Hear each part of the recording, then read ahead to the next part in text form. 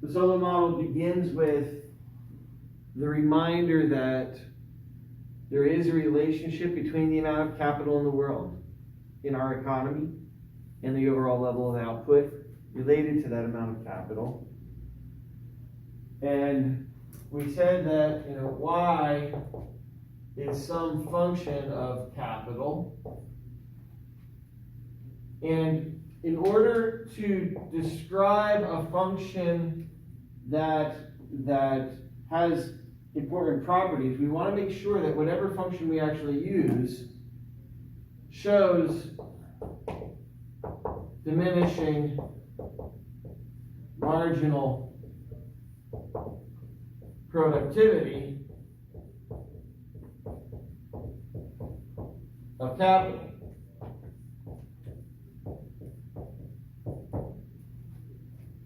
So then we choose the function y equals the square root of capital because it is a function that shows that. Now, I've said before, but it's worth reminding ourselves that it could be y is equal to k to the 1/3, right? And that would have the same property, that we have diminishing marginal productivity of capital.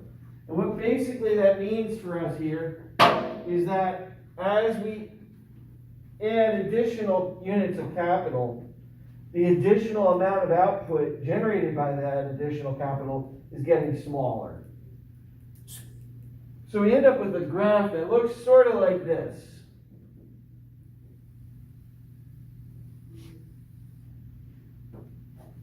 Right? That's the first graph that we use. The first line that we draw on our graph. And this graph, this line, is that y equals the square root of k. Now, it looks like it gets flat here. It shouldn't ever get flat. It asymptotically approaches being flat, but it never actually arrives at being flat. It's always increasing. The second thing that we're going to want to include on our graph is some understanding of how investment feeds into all of this. We say that investment is some percentage of our output. Or we can say that I is some percentage of y, but y is equal to square root of k, so we can substitute that in and get this. How much do we save? What is our savings rate? Well, it differs across different cultures, but for the sake of our argument here, we can say, maybe it's around 0.3. Whatever number you used is fine, so long as what you show is that the savings function has the similar property of demonstrating the diminishing marginal productivity of capital. And it's not a straight line, it's sort of a swoosh. Okay? So this would be our investment line, which is something like that. And then we need to include a third line on our graph to complete the model. What's that third line? What's missing so far? This line tells us how much new capital we buy every year, but at the same time, every year, some capital wears out and depreciates, right? So we have to have a straight line that refers to depreciation. Okay? And depreciation is equal to some percentage of whatever capital we have. Some share of the capital that we have. I mean, it should be a straight line. I can't draw a straight line, but that's okay. That's about what we're looking at. Fine. So then, this economy, as it exists initially, to begin with, has an equilibrium. Now we're familiar with how to draw equilibrium. And we draw a lot of supply and demand graphs.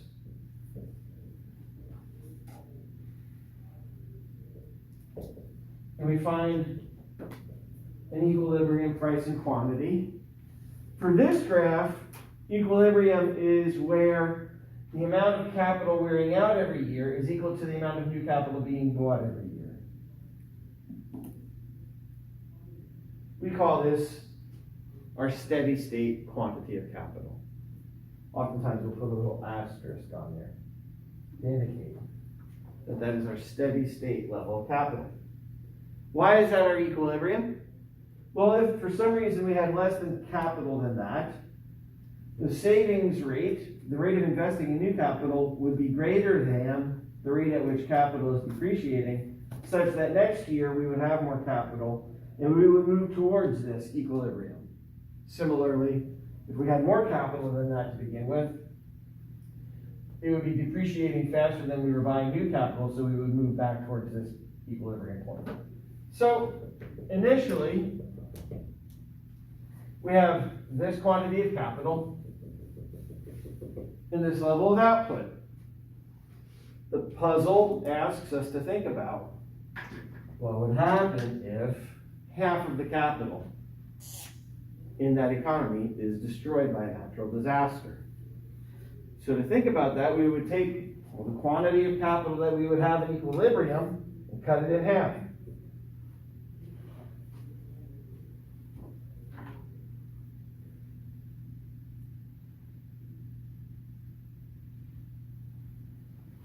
If we were to do that,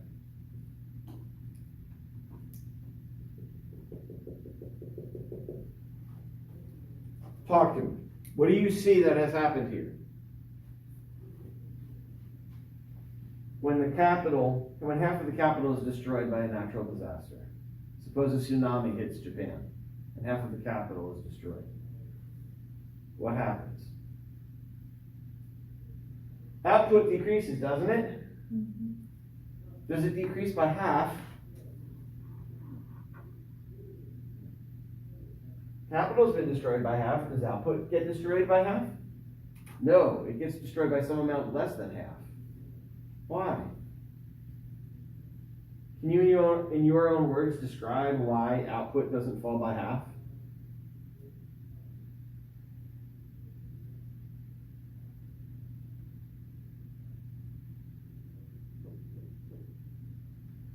It has to do with this, doesn't it? With the diminishing marginal productivity of capital. Of the capital that remains, its productivity is marginally greater than the productivity of the capital that was destroyed. If you own a pizza place and you had 4 ovens, 2 of them get destroyed, you only have 2 left. That doesn't mean that your amount of pizzas that you can produce is cut in half. It's cut in half. It's cut by something less than half. Where would half be? If you can imagine this, right? If instead of having a swoosh function, I'll try to make it as straight as I could. If productivity were a straight line function, then when you cut capital in half, output would be cut in half. But it's a product of this function that shows the diminishing level of productivity of capital. That means that we have less of a harsh consequence as a result of the capital being destroyed. Okay. Now that the capital has been destroyed, the disaster is over, it's time to rebuild. What do we expect to happen in this economy in the long run? Has anything changed about the function between output and capital? No. Has anything changed about our savings rate? No. Has anything changed about our rate of depreciation? No. In that case, we're going to start here, and at this time period, our investment rate is greater than our depreciation rate. So then, this distance is sort of a signal for how much new capital we're going to buy. So we'll buy a bunch of new capital. And then next year, we'll buy a bunch of new capital. And next year, we'll buy a bunch of new capital. And the year after that, we'll buy some more capital. And the year after that, we'll buy some more capital. And then some more capital. And then some more. And then a little bit more. And a little bit more. What do you notice about the distance between these lines. They're getting tighter and tighter and tighter, aren't they? So then, after the disaster, we're going to be investing in new capital and increasing our quantity of capital very quickly at first. But then after that, we are going to continue to increase the amount of capital that we have, but by less and less every year. We're going to be buying more capital every year than we were before, but more of it's depreciating as well. So it takes time for us to get there. How long does it take for us to get there? Well, that's an empirical question. Okay. You have other thoughts about this? What often happens to a society after a natural disaster? How do people respond? Yeah. Usually they just start trying to clean up right away. Start trying to clean up? What about consumption? If before the disaster people were buying yachts and luxury automobiles, what would it look like for somebody within that society to buy a brand new yacht the day after the disaster? How would other people feel about that? They would not be happy, right? So there would be some social pressure discouraging extravagant purchases. There would be some social pressure towards chipping in and helping out. What would that look like on this graph?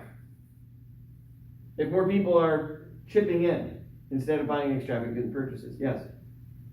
An increase in capital. But how would I show that on the graph? How would I increase the amount of new capital that I'm buying? It would be as if, is there a good color to do this with? Let's do it with this color. It would be as if there were, starting here, sort of a bump up in the savings rate. Right, our investment rate.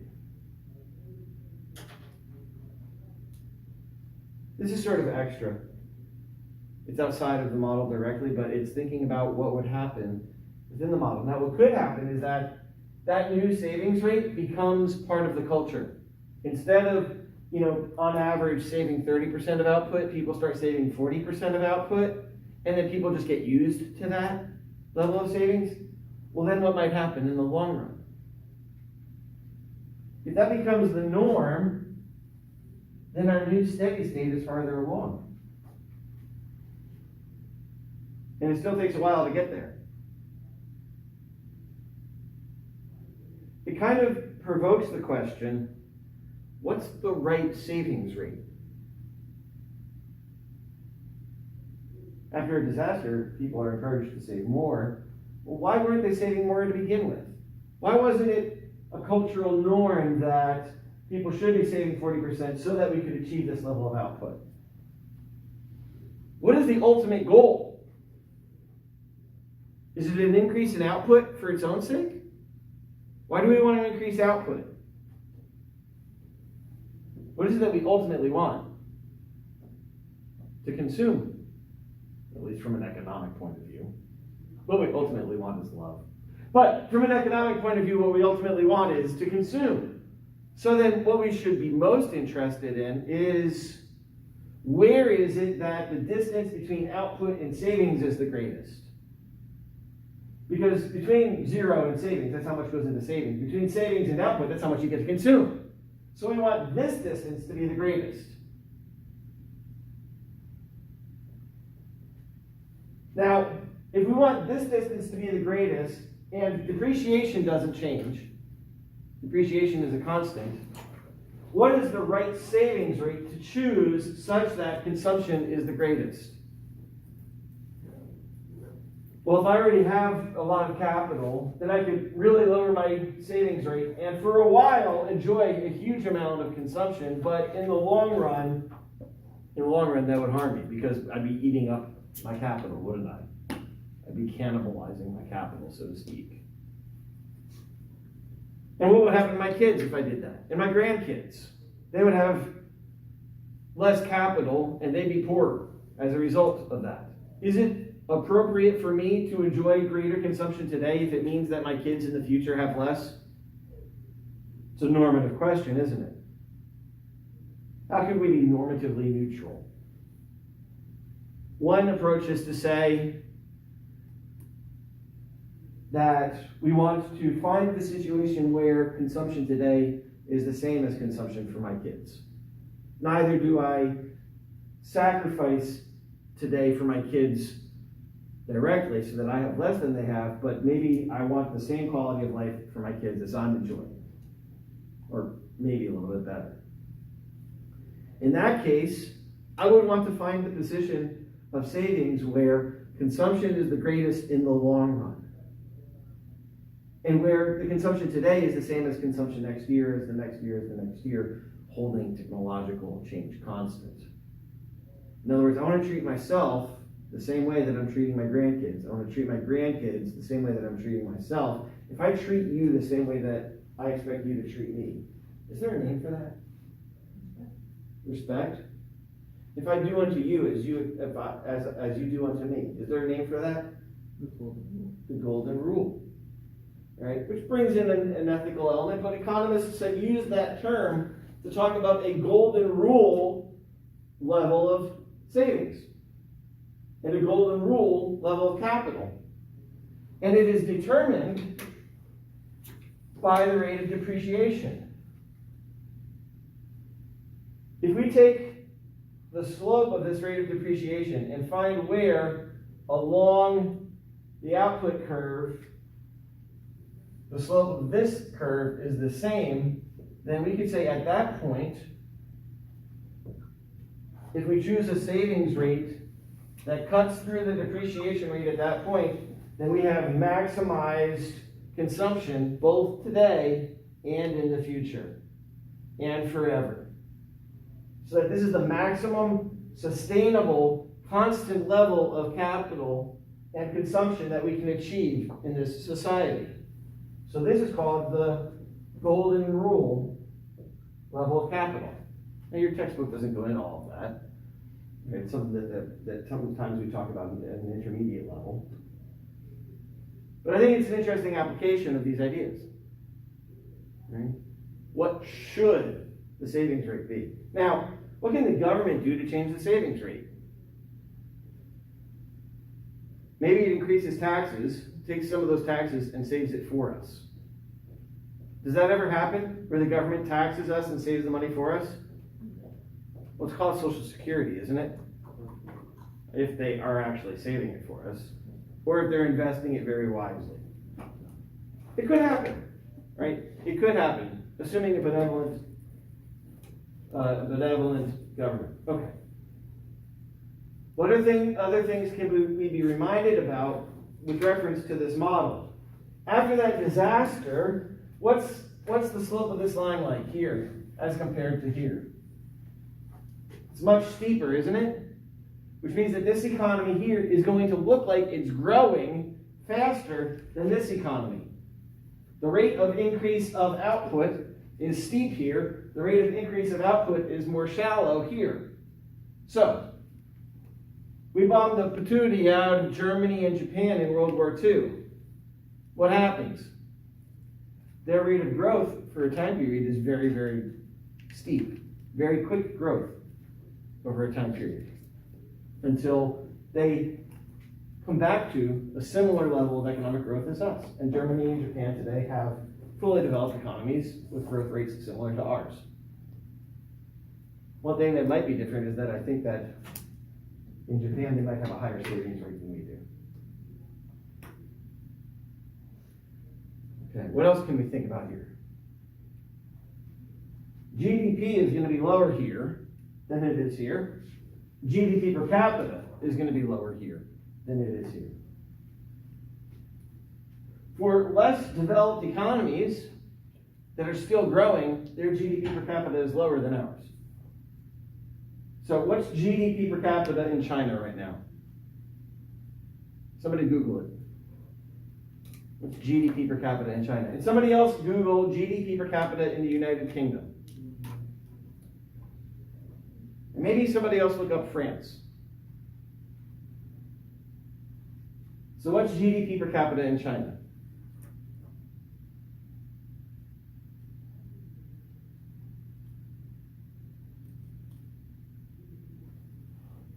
$9,770.85. That's the number that I've heard before, around $9,700. Now that's GDP per capita per year.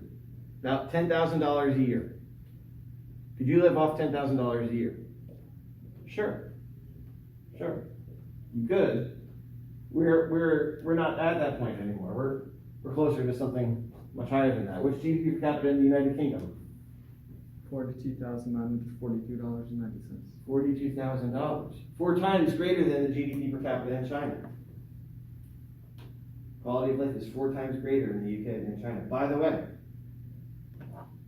there is no state in the United States that has a lower GDP per capita than the United Kingdom. Even Missouri, West Virginia, New Mexico. The GDP per capita in each of those states is higher than the GDP per capita in England. And we often think about them as being wealthier than us, but no, not really. Surprising? Maybe a little bit. If you had to live off $10,000 a year, what might you do? You might get another roommate. And how many of you are living in an apartment off campus? Right? Okay. So if you're living in an apartment off campus, could you cut your rent in half by getting another roommate? Maybe not by half, maybe you've already got 2 roommates. By getting another roommate, maybe you cut it by a third, right? I took my daughter to look at apartments in West Lafayette a couple weekends ago. She's looking for an apartment for herself and a few friends for just the fall term because they're all planning to study abroad in the spring next year. And they're already booking apartments for next fall in West Lafayette. Really, really competitive market there. And we went and looked at some really nice apartments. All of the fancy amenities. Really fancy. And they showed us a 4-bedroom apartment. And it was going to be $900 a month per person for these apartments. And I said, that's ridiculous. And I asked the person who was taking us around, I said, can you show us, can you put 2 beds in 1 room? And she said, well, yeah, it would be $100 extra for the extra person. Okay, that makes sense, but you're dividing the rent for that room in half. Well, I said, well, there's only 4 of them. Can you show me a 2-bedroom? Now, the rent for the 2-bedroom was higher per person if there's only 2 people. But if you're going to divide it, more, then you can fit more people in. And so my next thought is, well, can you fit 3 people in a room? What prevents us from sharing a bedroom with 2 other people?